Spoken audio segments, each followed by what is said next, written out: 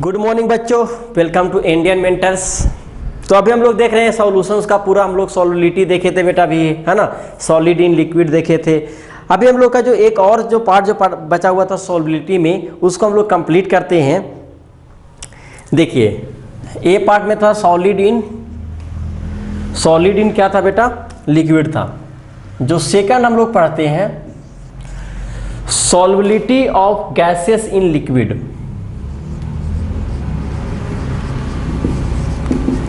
Solubility of gases in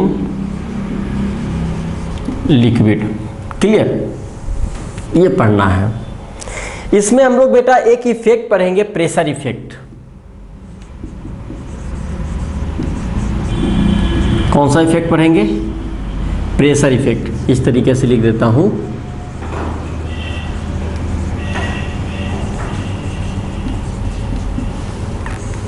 है ना। Pressure effect को एक अंकल जी थे, आप अंकल जी बोलिएगा, हेनरी अंकल, है ना। हेनरी अंकल ने इन्होंने कुछ कंसेप्ट दिए थे। अंकल बोलिए, फादर बोलिए, जो भी बोलिएगा, फादर नहीं बोलिएगा, अंकल ही बोलिएगा, सही रहेगा, है ना।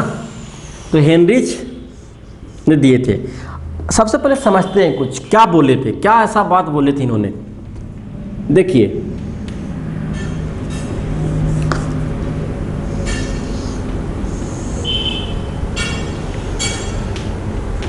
ये एक कंटेनर से बेटा, और यहाँ पे क्या लगा हुआ है, एक पिस्टन लगा हुआ है ना। यहाँ पे क्या लगा हुआ है, एक पिस्टन लगा हुआ है, और यहाँ पे क्या किया गया है, W1 एक वेट लगाया गया है। पिस्टन है प्लस W1 एक वेट लगाया गया है। इसमें क्या है, वाटर है, लिक्विड,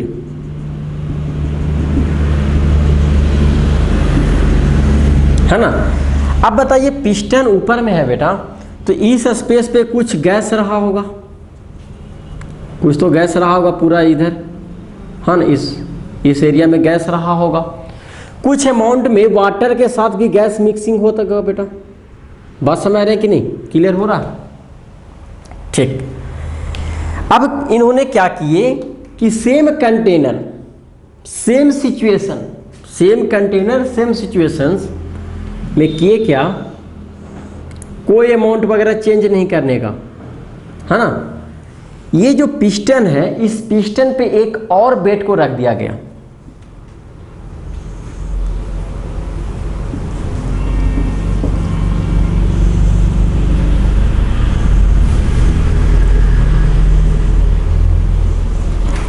है ना। यहां पे बेटा W1 था और एक और रख दिया गया बेटा, वो W2। बताइए पिस्टन तो नीचे आने की मूव करेगा, प्रेशर होगा, कंप्रेस होगा कि नहीं होगा। जब यहाँ पे प्रेशर बढ़ेगा बेटा तो कंप्रेस तो होगा। अब बताइए ये गैस गया कहाँ, ये तो गैस था ना यहाँ पे, तो गैस बेटा ये क्या हो जाएगा, देखिए अभी क्या था बेटा, लेसर अमाउंट में gas, lesser amount of gas, lesser amount of gas dissolve in water, come amount में वाटर में डिजॉल्व था। जब ये W2 वेट करेंगे बेटा, तो ये पहले से वाटर था, है ना। तो ये गैस क्या होगा, कंप्रेस होगा, तो कंप्रेस होकर जाएगा कहाँ, ये वाटर में तो मिक्स होगा ना। पहले कम अमाउंट में था बेटा, अब क्या हो जाएगा, ये गैस क्या हो जाएगा, इस लिक्विड में मोर अमाउंट में क्या हो जाएंगे, डिजॉल्व हो जाएंगे। More amount of gas dissolve in water. बात समझ रहे हैं कि नहीं? ठीक है। ये क्या होगा कि जब प्रेशर यदि हम लोग हाई देंगे, मतलब कोई भी गैस लिक्विड में क्या हो जाएगा बेटा, डिजॉल्व हो जाएगा, है ना। तो हेनरी लॉ ने यही बताए थे कि यदि आपको गैस को मिक्स करना है लिक्विड में, तो आप प्रेशर को क्या कीजिए, इंक्रीज कीजिए। वेट को जब बढ़ाएंगे बेटा तो ये गैस क्या हो जाएगा, देखिए पहले गैस पूरा इस इस एरिया में फैले हुए थे, जैसे करेंगे तो ये गैस तो बाहर, ये ऐसे सिस्टम लेंगे कि इससे से कोई भी लिक्विड मतलब टेम्परेचर, ये जो लिक्विड है होल नहीं होना चाहिए, बिल्कुल आइसोलेटेड होना चाहिए, पैक होना चाहिए, है ना। तो ये सब कुछ अमाउंट में ऊपर गैस रह जाएगा, बाकी गैस क्या हो जाएगा बेटा, लिक्विड में मिक्स हो जाएगा। तो यहाँ पे हेनरीज लॉ ये बताए थे कि यदि प्रेशर को इंक्रीज करेंगे, इन्होंने एक ग्राफ से ही बताने की कोशिश किए थे,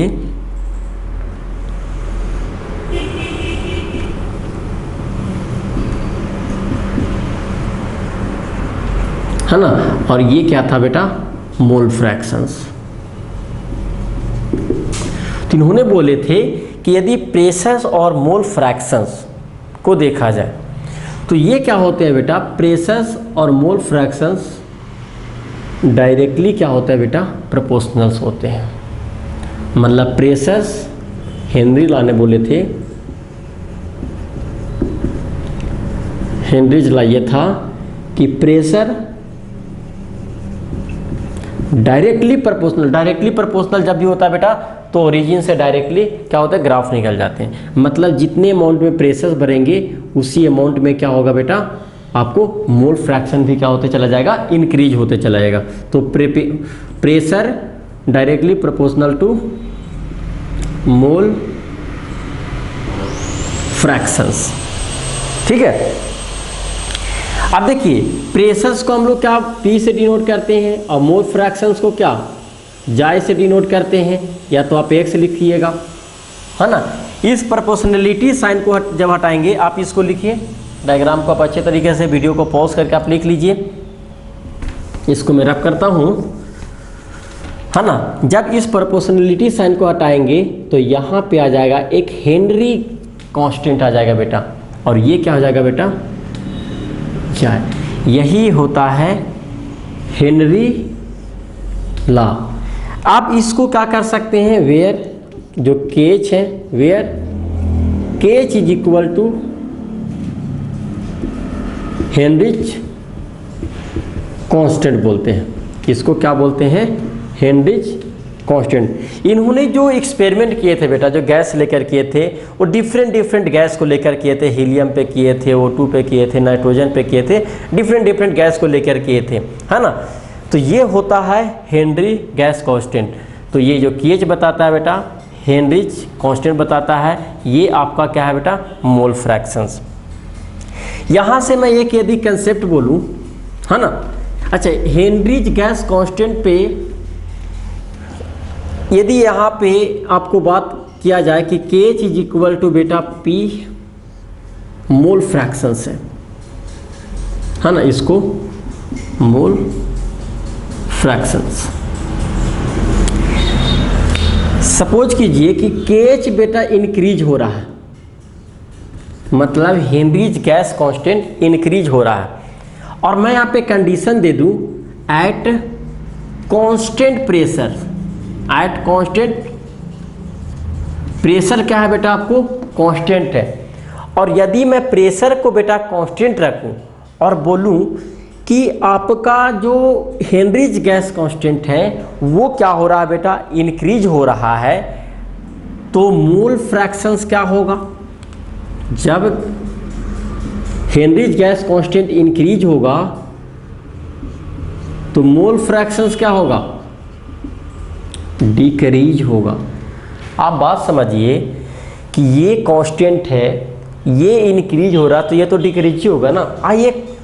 ये बहुत लॉजिकल कंसेप्ट है, बच्चे इस बात को जल्दी नहीं समझते हैं। आपको ये समझना पड़ेगा कि इसके बीच में बेटा रिलेशन कभी कभी पूछ दिया जाता है कि यदि हेनरीज गैस कांस्टेंट जो है यदि इंक्रीज होते हैं तो मोल फ्रैक्शंस क्या होते हैं, डिक्रीज।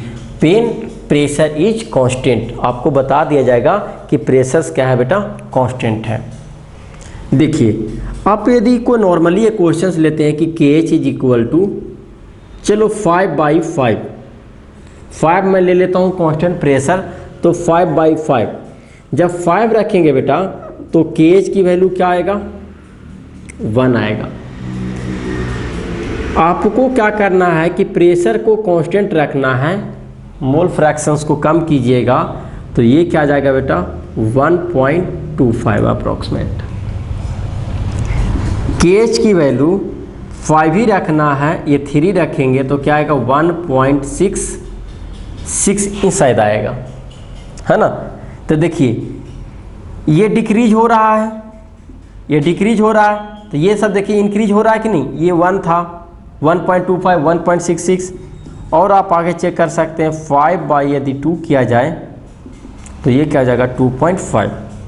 जितना से आपको समझ में आ गया होगा, यदि KH की वैल्यू 5/1 रखा जाए तो हेनरीज गैस कांस्टेंट क्या होगा बेटा 5 होगा। तो ये एक कंसेप्ट है जिसको आप याद रखिएगा, आप नोट पॉइंट में लिख लीजिए। कभी कभी क्वेश्चन इससे पूछ दिया जाता है कि यदि मोल फ्रैक्शंस, या तो ऐसे पूछ दिया जाएगा कि when pressure is constant and Henrys gas constant is increase when mole fraction is less than, है ना, लेस हो रहा है इसका मतलब। आप ऐसे भी समझ सकते हैं कि मैं बोलूं कि KH P/X, X बोल रहे हैं, ये कांस्टेंट है बेटा, तो इसको आप हटा दीजिए तो इन्वर्सली प्रोपोर्शनल आएगा कि नहीं आएगा। ये इन्वर्सली प्रोपोर्शनल है कि नहीं, है ना। तो यानी ये डिक्रीज होगा तो ये इंक्रीज होगा, और ये डिक्रीज होगा तो ये इंक्रीज होगा। इन्वर्सली प्रोपोर्शनल, एक बढ़ेगा तो एक कमेगा। ठीक, आगे जो हम लोग देखते हैं इसी में कुछ इसका एप्लीकेशंस होता है। हेनरीज गैस कांस्टेंट का एप्लीकेशन क्या, जो फर्स्ट एप्लीकेशन है बेटा वो आप सॉफ्ट ड्रिंक, है ना, आप देखे होंगे कि जो कोल्ड ड्रिंक का जो बॉटल्स होते हैं बेटा, देखिएगा बिल्कुल टाइटली होता है। तो टाइटली इसलिए होते हैं बेटा कि उसको क्या किया जाता है, हाई प्रेशर के साथ उसको पैक किया जाता है। समझ रहे बात को, उसको हाई प्रेशर के साथ क्या किया जाता है, पैक किया जाता है। तो फर्स्ट एप्लीकेशन तो आप इंडस्ट्री में जो कर सकते हैं, आप सॉफ्ट ड्रिंक इंडस्ट्री में कर सकते हैं इसका हेनरीज गैस कांस्टेंट का। सेकंड जो एप्लीकेशंस होता है इसका बेटा,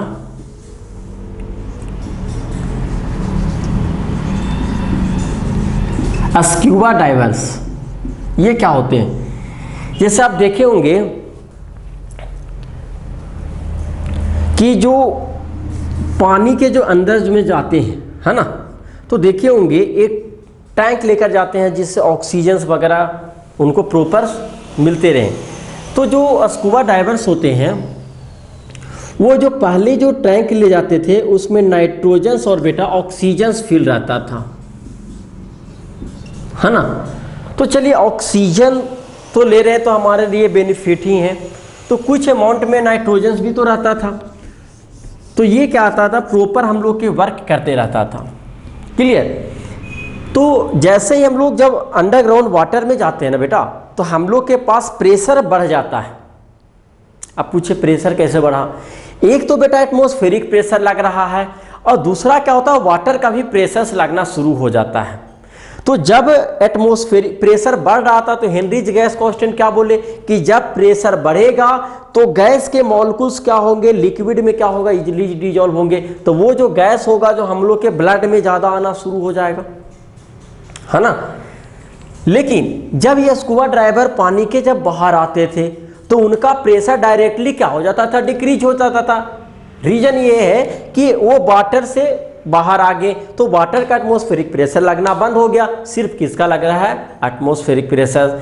अब बताइए उस कंडीशंस में क्या होता था, जब वो कुछ टाइम के बाद कुछ दिन के बाद क्या होता था, जो नसों होते हैं उसमें बबल टाइप से होना शुरू हो जाता था। तो ये मैन के लिए डेंजरस भी हो सकता था, रिस्की भी हो सकता था, डेथ भी हो सकता था, ये भी प्रॉब्लम आने की चांस है। ठीक है, तो वो क्योंकि देखिए ऑक्सीजन तो डिजॉल्व हो गया, ऑक्सीजन तो चलो हम लोग यूज कर लिए, बट नाइट्रोजन जब रिमूव होते थे तो बबल टाइप से बना लेते थे। तो इसका मेडिकल टर्म्स जो बोला गया बेंड्स। क्या बोला गया बेटा, बेंड्स। तो इस कंडीशन में जब बेंड्स आया है तो फिर क्या किया गया कि यहाँ पे नाइट्रोजन के साथ साथ हीलियम को भी मिक्सिंग करने के लिए शुरू कर दिया गया। तो हीलियम अप्रॉक्सीमेट 11.7% मिक्स करते हैं स्कूबा ड्राइवर का जो सिलेंडर्स होते हैं, और 32 पॉइंट समथिंग हम लोग जो यूज करते हैं अप्रॉक्सीमेट डाटा मैं बता देता हूँ, 32 जो यूज करते हैं ऑक्सीजन यूज करते हैं, और बाकी जो आपको बचे हुए रह गए 56 के अप्रॉक्सीमेट शायद ये आपको नाइट्रोजन यूज करते हैं। तो ये सभी आपको स्कूबा ड्राइवर्स में आपका इसका यूजेज है। देखिए कि जब प्रेशर बढ़ा, पानी के अंदर जाएंगे तो आपको वाटर का प्रेशर तो लगेगा ही और एटमॉस्फेरिक प्रेशर लगेगा, मतलब दोनों, और जैसे ही बाहर आएंगे तो नाइट्रोजन गैस रिमूव होने की कोशिश करेगा, है ना।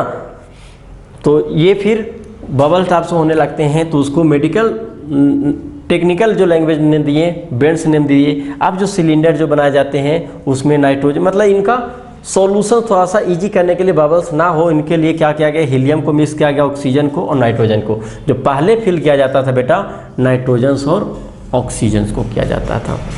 एक और एप्लीकेशंस है इनका। ये एप्लीकेशंस क्या है कि जब आप हाइट पे जाते हैं, है ना, तो हाइट पे जाने से क्या होता है, प्रेशर कम जाता है। जब हाइट पे आप जाएंगे बेटा तो प्रेशर क्या हो जाएगा, कम जाएगा। प्रेशर क्या होता है, डिक्रीज हो जाता है। क्यों? क्योंकि देखिए हम लोग जानते हैं कि पूरा अभी हम लोग का एटमॉस्फेरिक प्रेशर लग रहा है, ऊपर जाएंगे तो प्रेशर तो धीरे धीरे कम होते चला जाएगा, है ना। धीरे धीरे प्रेशर क्या होते चला जाएगा, कम होते चला जाएगा। तो इस जगह पे भी हम लोग हेनरीज लॉ गैस कांस्टेंट को हम लोग यूज कर सकते हैं। तो इसका एक जो नेम दिया गया एनोक्सिया, है ना। तो ये 3 एप्लीकेशन हम लोग के बहुत इंपॉर्टेंट था। फर्स्ट एप्लीकेशन हेनरीज लॉ का सॉफ्ट ड्रिंक में था, है ना। उसको क्या किया जाता है, टाइटली हम लोग को पैक किया जाता है जिससे वो जो CO2 गैस होते हैं बहुत इजीली डिजॉल्व हो सके, है ना। सेकंड स्कूबा ड्राइवर में जब पानी के जब अंदर हम लोग जाते हैं तो उसमें स्कूबा ड्राइवर में नाइट्रोजन ऑक्सीजन का पहले फिल किया जाता था, जिसके कारण से ऐसा प्रॉब्लम्स होते थे। उस प्रॉब्लम को सॉल्व थोड़ा सा इजी करने के लिए हम लोग नाइट्रोजन ऑक्सीजन हीलियम को लेना शुरू कर दिए, ठीक है। तो वो बबल्स वगैरह जो नसों में होते थे वो कम होना शुरू हुए। फिर एनोक्सिया में आपको ये हो गया। अब जो हम लोग के कुछ इसमें इफेक्ट और हैं, ये प्रेशर का इफेक्ट देखे थे बेटा। फर्स्ट प्रेशर का इफेक्ट हेनरीज लॉ थे। दूसरा हम लोग देखते हैं टेम्परेचर का। टेम्परेचर पे सॉल्युबिलिटी का क्या इफेक्ट पड़ते हैं। तो फर्स्ट हम लोग प्रेशर्स का देख लिए थे। सेकंड जो हम लोग देखते हैं temperatures, effect of temperature. Effect of temperatures, effect of temperatures क्या है, कैसे पता चलेगा कि सॉल्युबिलिटी पे टेम्परेचर्स का किस तरीके से इफेक्ट होगा।